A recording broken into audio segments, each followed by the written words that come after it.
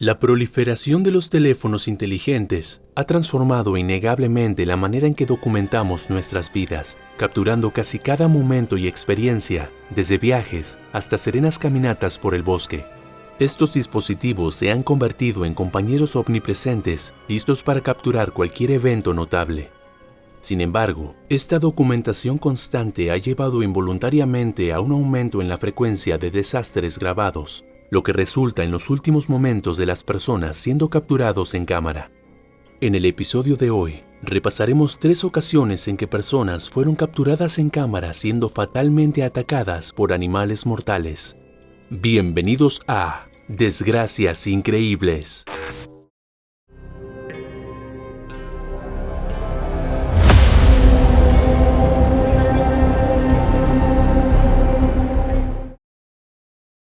Heather Boswell trabajaba en un contrato de 6 meses en la cocina del Discoverer, un barco de investigación de la Administración Nacional Oceánica y Atmosférica de los Estados Unidos que navegaba a 55 kilómetros de la isla Sala y Gómez y 550 kilómetros al este de la isla de Pascua. La fecha era el 23 de marzo de 1994 y el ambiente era alegre, ya que a la tripulación se le había dado un día libre. Algunos miembros de la tripulación decidieron quedarse durmiendo, mientras que unos pocos más aventureros decidieron nadar en alta mar. Hubo un festejo colectivo cuando 9 miembros de la tripulación se desnudaron y se lanzaron al agua cristalina. Entre ellos estaban Heather Boswell y Phil Buffington. El grupo nadó y buceó, disfrutando de la libertad de las cálidas aguas abiertas. 3 miembros de la tripulación estaban monitoreando a los nadadores desde un bote inflable rígido, mientras que otro vigilaba desde el barco Discoverer, escudriñando el océano abierto en busca de depredadores marinos. Durante casi 90 minutos, los 9 estaban pasándola de maravilla, pero de repente, alguien gritó ¡tiburón! Heather y la mayoría de la tripulación lo tomaron como una broma y continuaron nadando, pero estaban equivocados. Uno de los depredadores marinos más mortales tenía sus ojos puestos en el miembro de la tripulación, Phil Buffington. Si Phil no hubiera ignorado la advertencia, habría visto la sombra negra de 5,5 metros del gran tiburón blanco debajo de él. La bestia masiva lo observó sigilosamente antes de posicionarse justo debajo de él y luego atacar.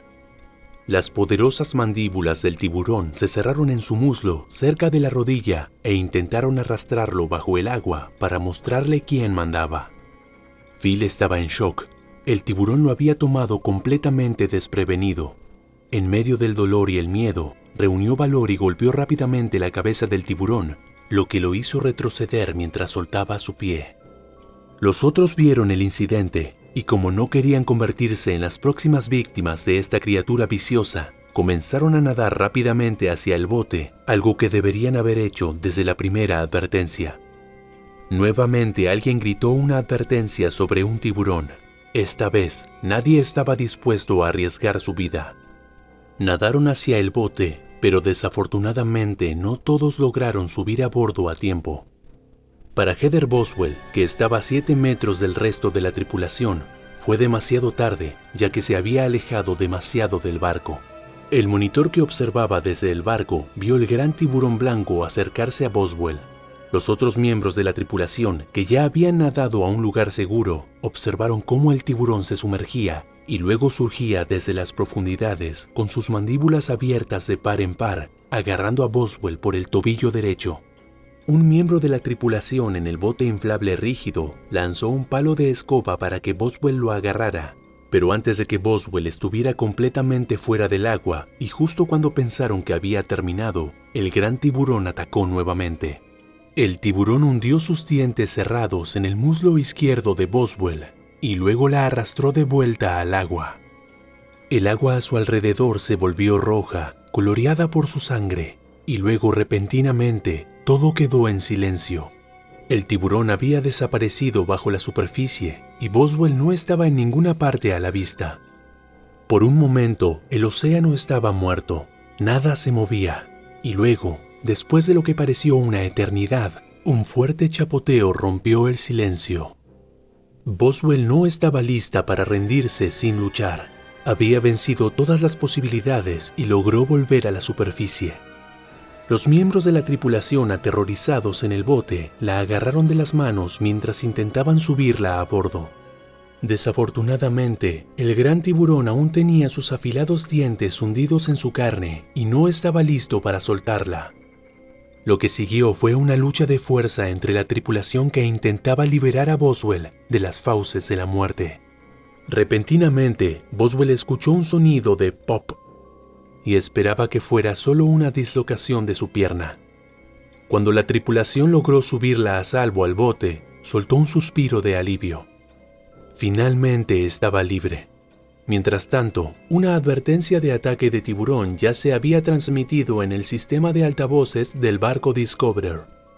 Un miembro de la tripulación que limpiaba su pistola luego de una práctica de tiro, escuchó la transmisión y corrió para ver de qué se trataba el alboroto. Vio al tiburón nadando hacia alguien que subía por la escalera del barco y sin dudarlo disparó varias veces al gran tiburón. El tiburón se apartó mientras nadaba hacia la popa del barco. El miembro de la tripulación lo siguió y disparó 2 veces más, observando cómo el tiburón quedaba inmóvil. Había matado al monstruoso depredador.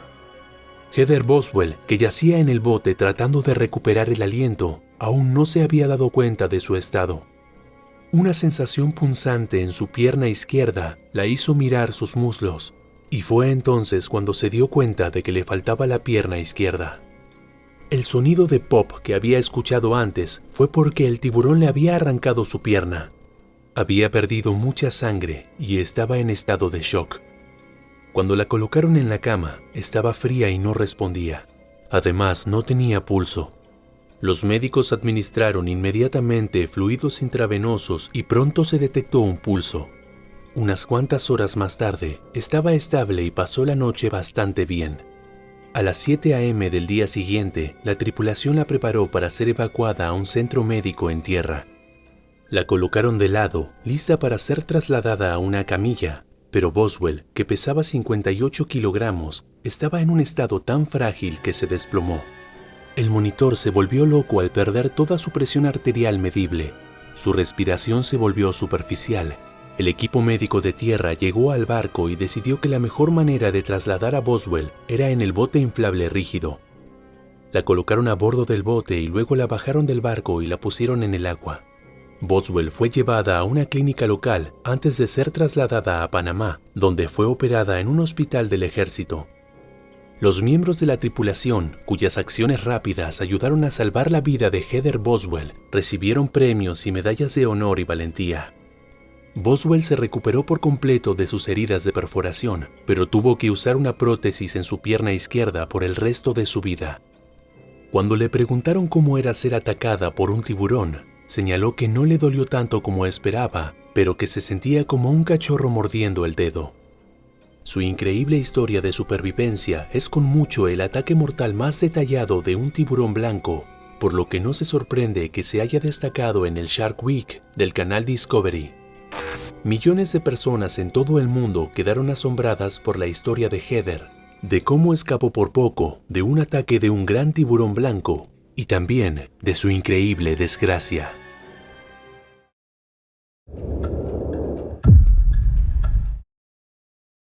La familia Shao llevaba toda la semana deseando que llegara este momento. Bao y Mei llevaban casados más de 5 años y hacía poco más de un año dieron la bienvenida al mundo a su hija Jia, la luz de sus ojos. La niña compartía la atención de sus padres con sus abuelos maternos. Los padres de Mei vivían cerca y como su marido y padre solían estar ocupados con el trabajo, la madre de Mei, la señora Shou, pasaba los fines de semana con la pareja. Ella y su nieta eran inseparables, y a Mei no le importaba que su madre dividiera su tiempo en partes iguales entre su propia casa y la de los Xiao.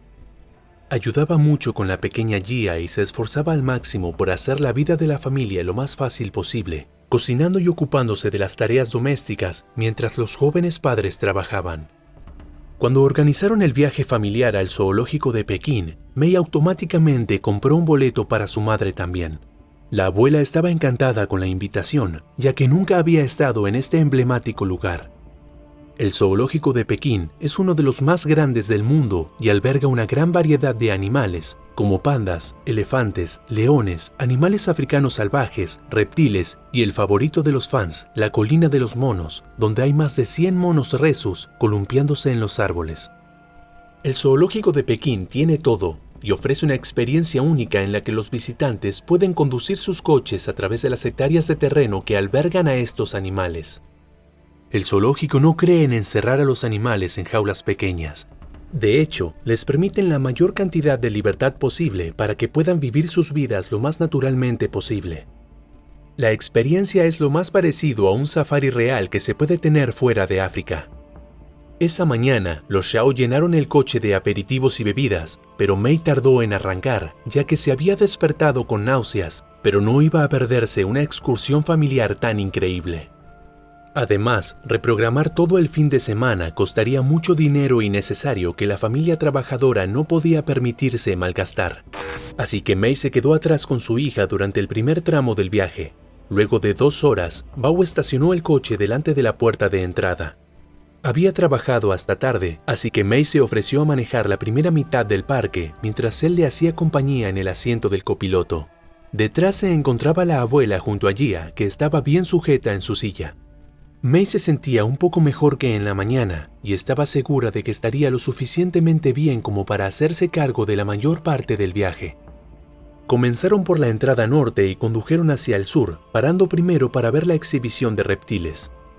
A continuación estaban los animales africanos, leones, jirafas y rinocerontes, todos presentes. Justo cuando su tercera hora en el parque llegó a su fin, vieron los pájaros tropicales y los osos del norte. A pesar de todo, había sido una mañana agradable, pero al mediodía Mei estaba empezando a sentirse mal de nuevo.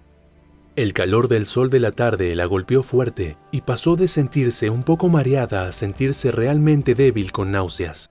Justo cuando fueron al ala sur del parque y entraron al recinto de tigres, Zhou se dio cuenta de la palidez de su hija y la animó a cambiar de lugar con Bao. Ya habían pasado la mitad del camino hasta donde Mei había acordado que iría.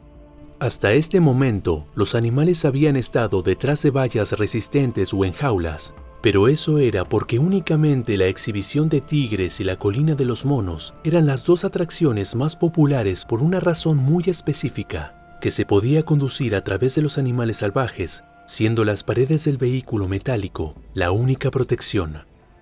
Los animales eran alimentados en un horario estricto, por lo que nunca estaban lo suficientemente hambrientos como para ser una amenaza seria, y había vehículos blindados estacionados con personal armado en el interior cada pocos metros a modo de precaución adicional.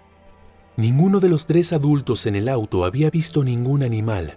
Las calles estaban desiertas. Solo habían manejado pocos metros cuando Mei frenó el auto.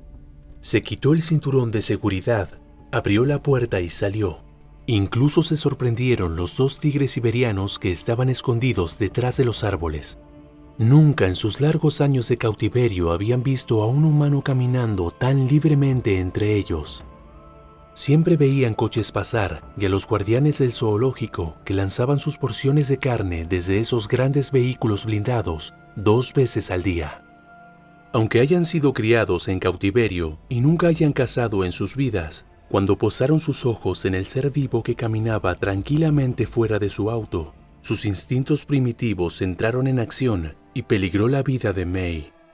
Caminó desde el lado del conductor alrededor de la parte delantera del coche hacia la puerta del lado del pasajero. El cinturón de seguridad de Bao se atascó y no lo dejaba salir. Ella lo regañó para que se diera prisa, pero ese repentino estallido de ruido de Mei llevó a uno de los felinos a la acción.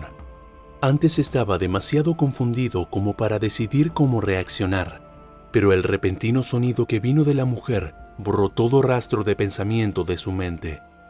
Se convirtió en un cazador salvaje. Su esencia corrió desde los árboles hacia la espalda de la mujer. Bao fue el primero en ver al tigre y lanzó un grito.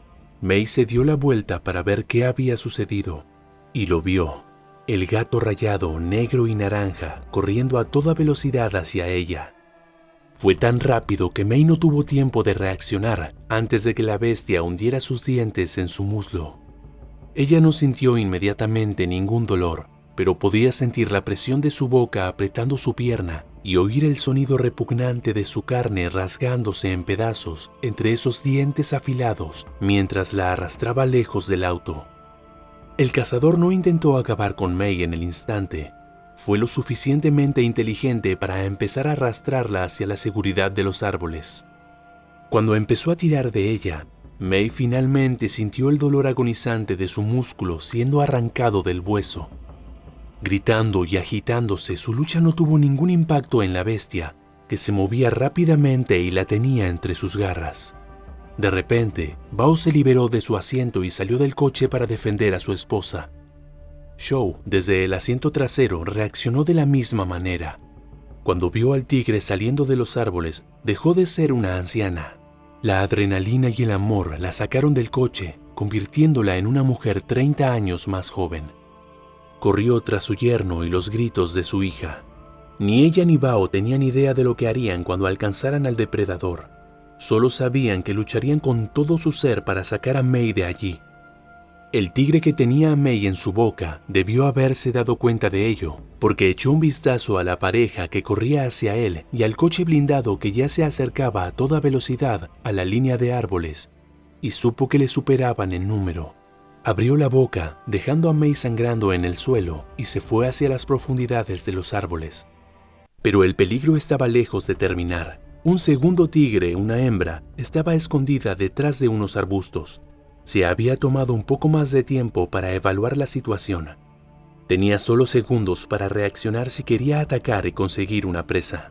Cuando llegaron los guardianes uniformados, el tigre saltó de los arbustos y aterrizó justo encima del miembro más pequeño y más débil del grupo, la abuela.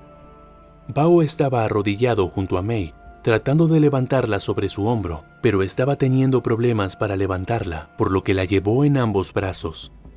Iba a correr tan rápido como pudiera para llevarla de vuelta al coche y con May gritando, no oyó ni vio el ataque a su suegra, que estaba detrás de él. Fue empujada contra el suelo por el animal de 130 kilogramos. El tigre fue directamente a la yugular, hundiendo sus dientes en su cuello, hombro y cara. Ni siquiera tuvo la oportunidad de gritar. Con la fuerza con la que se aferró a ella, el tigre aplastó por completo sus vías respiratorias y el cuello y dejó obsoleta su capacidad de empujar el aire más allá de sus cuerdas vocales. La hembra de tigre vio que el camión del personal se había detenido y media docena de hombres con armas de fuego se apresuraron a salir. Ella continuó arrastrando a la anciana hacia los árboles, pero sus dientes desgarraron su cuello, destrozando a la mujer mayor. La silueta anaranjada en forma de tigre salió disparada hacia los árboles como un rayo. Se desangró tan rápido que estaba muerta antes de que la metieran en la parte trasera del coche del personal, junto a su hija herida. Bao lo siguió en su propio coche con su hija que todavía estaba atada en el asiento trasero. Ella había dormido a través de toda la terrible experiencia. 8 meses más tarde, May había soportado varias cirugías. Se realizó un funeral para la abuela. Bao y May todavía tenían pesadillas y la bebé Jia creció. Pero los terribles acontecimientos de ese día, hacía tantos meses, estaban lejos de terminar, porque la familia Shao presentó una demanda legal contra el zoológico de Pekín. Ese primer año de recuperación, sumado al desgastante proceso legal de la demanda, les quitó mucha energía. El proceso era tan complicado que hoy en día, 7 años después, todavía no terminó. Los tribunales decidieron que el zoológico había colocado suficientes señales de advertencia y que la rápida respuesta de su personal armado fue la razón por la que toda la familia no murió en ese horrible día. Pero el zoológico de Pekín todavía tiene muchas cosas que responder en los 3 años que precedieron a la muerte de Shou y la discapacidad crónica que perseguirá a May el resto de su vida. Hubo otros 2 ataques mortales en el zoológico, ambos hacia miembros del personal, y una de las 2 muertes ocurrió en el mismo recinto de tigres en el que Shou perdió la vida.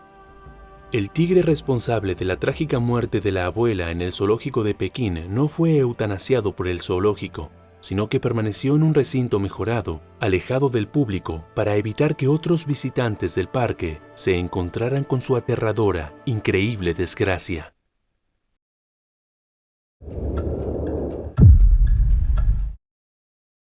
Lauren Failla, de 25 años, estaba viviendo su mejor vida.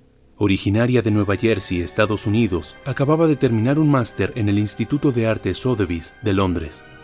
Era una artista y cantante soprano de increíble talento, una persona amable y de buen corazón que también se había enamorado de Ito Chadha, de 24 años. Su padre había nacido en la India y Ito estaba ansioso por enseñarle el país a su novia Lauren. De improviso, planearon un viaje al subcontinente. Había lugares preciosos que visitar, una arquitectura exquisita y playas increíbles. Una de esas playas estaba en la isla Havelock, en la remota cadena de islas Andamán de la India. Lauren veía el viaje como una última aventura antes de sentar cabeza. Había obtenido una matrícula de honor en su máster de arte y tenía intención de dedicarse a la asistencia social. Siempre la describieron como una persona bondadosa, alguien que lo dejaría todo para echar una mano. Había trabajado como voluntaria con niños afligidos, ofreciendo clases de arte como forma de terapia. Esto era, quizá, algo que pretendía hacer al regresar a Estados Unidos tras su viaje a la India. Era miembro activo de la iglesia y estaba ansiosa por asistir a un concierto eclesiástico en el que actuaría su grupo favorito, la Blair Reinhardt Band de Morristown, pocos días después de volver a casa. Pero nunca llegaría al concierto. La isla de Havelock, también conocida como Swaraj Dweep, tiene unos 6.000 habitantes y está situada en la bahía de Bengala. Es conocida por sus impresionantes playas. Arenas blancas perfectas y aguas azul turquesa están bordeadas por un telón de fondo de exuberante vegetación. La playa más popular, Radhanagar Beach, también llamada Playa número 7, está situada en la costa oeste. Fue elegida la mejor playa de Asia por la revista Time en 2004. El 28 de abril de 2010, hacia el final de su viaje por la India, Ito y Lauren se dirigieron a la playa número 7 de la isla de Havelock. Eran poco más de las 3 de la tarde. Las condiciones eran perfectas. Ito era un buceador experimentado. Los dos se sumergieron a la orilla del agua, cada uno con su máscara y su tubo, vadeando hasta la cintura. Luego se taparon la cara con las máscaras y se sumergieron en el azul. Las aguas poco profundas se abrieron a un arrecife y los dos nadaron entre los corales, señalando los peces de colores brillantes que correteaban bajo ellos. El agua era clara, estaba templada. Ito estaba filmando este snorkel con su cámara subacuática. Aunque la playa estaba desierta, la pareja no estaba sola. Un depredador se acercaba silenciosamente, aunque no era de los que esperarías encontrar en aguas abiertas. Se agazapó bajo la superficie, conteniendo la respiración mientras balanceaba la cola de un lado a otro, impulsándola por el océano Índico. La piel del cocodrilo, sobre todo la de la cabeza, está cubierta de sensores de presión denominados órganos sensoriales tegumentarios. Gracias a ellos, el animal puede detectar las ondas de presión de la superficie a gran distancia. Este cocodrilo en concreto pudo percibir la presencia de Lauren y Ito en el arrecife. Estaba buscando comida. Atraídos por sus movimientos, las vibraciones de sus chapoteos y sus voces por encima de la superficie del agua, Lauren y Ito se dirigieron hacia una cala de la orilla. Mientras nadaban, Lauren sintió de repente que algo afilado la agarraba por la pierna. La tiró hacia atrás e inmediatamente pensó que era un tiburón. Dio un grito de alarma y fue arrastrada violentamente por el agua. Instintivamente se agachó para intentar liberar la pierna. Ito se dio la vuelta para ver un destello verde oscuro y gris arremolinarse alrededor de Lauren. Las burbujas estallaron a su alrededor mientras luchaba con una enorme criatura. Ito pudo ver su cabeza. Sus ojos se abrieron de par en par al darse cuenta de que un cocodrilo de 3,5 metros tenía agarrada a su novia por la pierna. Inmediatamente se puso en acción. No pensó en su propia seguridad. Cargó hacia Lauren y el cocodrilo e intentó agarrarlo. Instintivamente soltó su cámara. El video siguió rodando mientras caía por la columna de agua y se posaba en el lecho marino, captando unos segundos de la horrible experiencia. El cocodrilo tenía a Lauren entre sus poderosas mandíbulas. Intentó forcejear con él, buscándole los ojos y pinchándolo, pero era demasiado poderoso. Era como golpear a un camión blindado. Ninguna fuerza parecía marcar la más mínima diferencia. Lauren luchaba por respirar. Intentaba desesperadamente salir a la superficie, pero el enorme reptil la sujetaba bajo el agua, tirando de ella hacia abajo. La había tomado completamente por sorpresa. Ella no había podido tomar un gran respiro para llenar sus pulmones antes de poder prepararse para esa batalla. En cambio, sintió que le ardían los pulmones mientras la arrastraban lejos de la superficie. Estaba perdiendo la batalla. Entonces el cocodrilo la apartó del arrecife y la arrastró mar adentro. Ito observó horrorizado cómo el depredador de sangre fría se llevaba a su novia. Intentó nadar tras ellos, pero habían desaparecido de su vista. En lugar de eso, nadó frenéticamente hacia la playa en busca de ayuda. En las aguas poco profundas, gritó pidiendo ayuda y tropezando al intentar salir rápido del agua, a través de la playa hacia el complejo turístico cercano. Se enviaron servicios de emergencia a la playa y se buscó a Lauren, pero no había rastro de ella. No había señales de lucha, ni restos o ropa desgarrada que pudiera verificar la versión de los hechos de Ito. Al desaparecer Lauren, la policía empezó a sospechar de Ito y de su historia. Había un joven en un lugar apartado que afirmaba que un cocodrilo se había llevado a su novia. Era una playa en la que nunca se habían visto cocodrilos. Llevaron a Ito a la comisaría, donde los agentes empezaron a interrogarlo. Ito era ajeno a sus sospechas. Solo podía pensar en Lauren y su familia. No fue hasta el día siguiente cuando un submarinista encontró la cámara de Ito en el fondo del mar, junto al arrecife. La cámara seguía funcionando e inmediatamente fue inspeccionada por agentes de policía. Rebobinaron la grabación y, para su horror, pudieron comprobar que Ito había dicho la verdad. Cuando la cámara se hundió en el fondo del mar, captó imágenes de un enorme cocodrilo atacando a Lauren. Para su sorpresa, también mostraba a Ito como el héroe. Cuando repitieron las imágenes una y otra vez intentando comprender el ataque, pudieron ver al joven corriendo hacia Lauren y luchando con el reptil de 3,5 metros en un intento de salvar a su novia. Aquella filmación fue un salvavidas para Ito, pero su corazón estaba a punto de hacerse pedazos porque 2 días después del incidente, las autoridades encontraron restos de Lauren a poca distancia del lugar. El cocodrilo la había matado y su cuerpo fue arrastrado hasta la orilla. Tanto los lugareños como los turistas quedaron conmocionados cuando se difundió la noticia de la tragedia de Lauren. La playa era increíblemente popular. Era una de las playas más bonitas de la isla y la frecuentaban nadadores y buceadores. Nadie había visto nunca un cocodrilo allí. Nadie sabía que representaban un riesgo hasta ese momento. Era realmente desgarrador que le hubiera ocurrido a una joven que estaba de vacaciones, pasándoselo lo mejor posible.